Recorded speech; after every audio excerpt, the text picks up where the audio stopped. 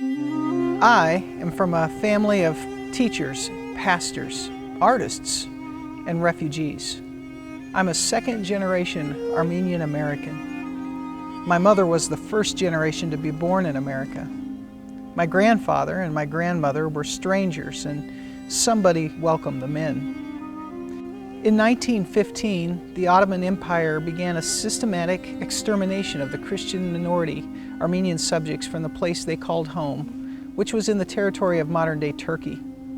The extermination was implemented in two phases: the wholesale killing of the able-bodied male population through massacre and forced labor, and the deportation of women, children, the elderly, and the infirm on death marches through the Syrian desert. Estimates are that 1 to 1.5 million people were killed. In fact, the term genocide was coined to describe this systematized, brutal slaughter of an entire people group.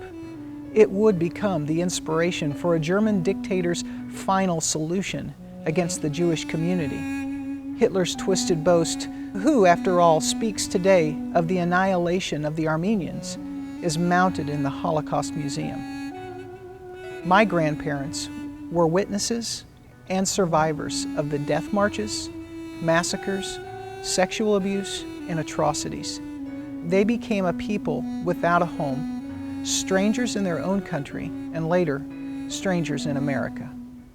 My grandfather, or Papa as I often called him, came from a family of cabinet makers and carpenters. He entered the U.S. around 1916 under his trade name Alexander Najarian, or Alexander the Carpenter. He spoke 7 languages, completed his education in Egypt while still a refugee, and came by ship through Ellis Island, a stranger in a strange land.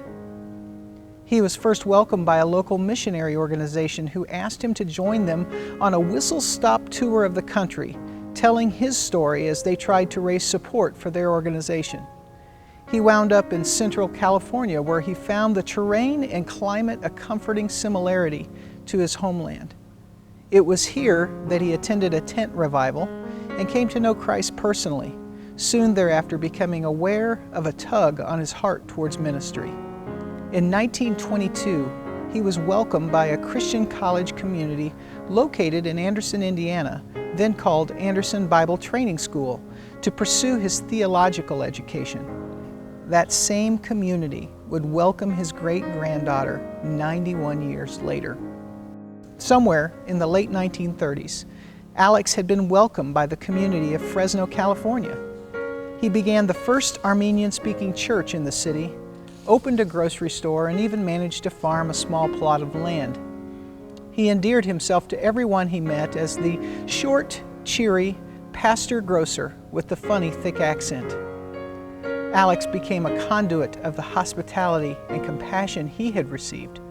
His home, his table, and his business would be the welcome mats for many who, in Emma Lazarus's words, were the tired, poor, huddled masses yearning to breathe free.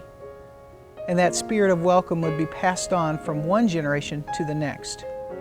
I grew up in an environment where everyone was always welcome. I am aware in an almost everyday kind of way that because my grandfather Alex was forced to leave his home and then was welcomed in America in such a way that would change his life and in turn change mine, that I have a responsibility to keep my heart and my life open to welcoming the stranger. I'm grateful for this life that is mine due to so many factors, but starting first with the fact that somebody welcomed my Papa, a stranger.